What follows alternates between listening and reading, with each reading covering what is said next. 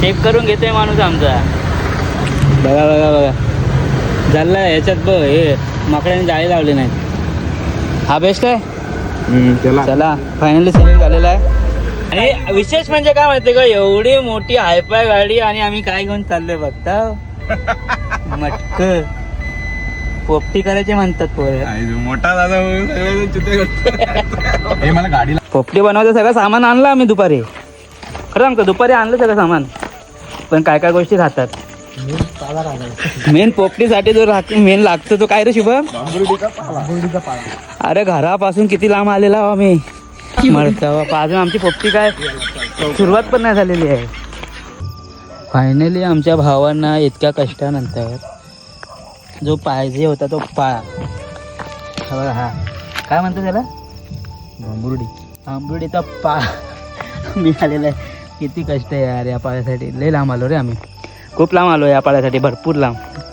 आणि तुम्हाला दाखवतो किती अंधार आहे समोर, काही दिसत नाही. बॅटरी घेऊन आलो रानात. बाई उगाच त्याला पोपटी नाही म्हणत, रानातल्या सगळ्या भाज्या मिळून चिकन वगैरे टाकून जे बनतं ते पोपटी. तो एक जण कुठे गेलाय बघा.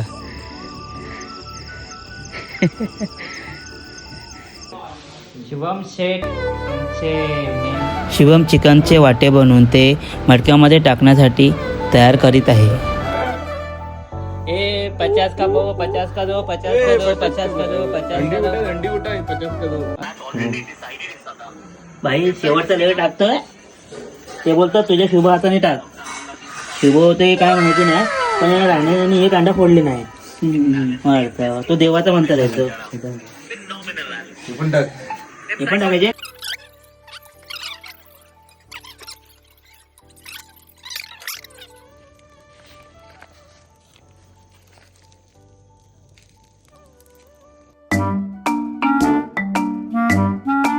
आता झाले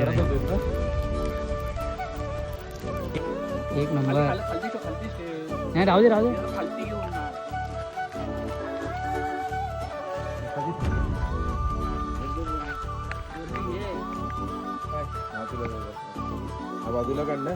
राहू देता करू दे, एक एक निघू.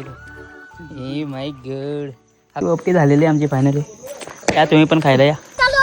आता काय बोलू नको त्यांना काय. शुभम एक नंबर. थँक्यू.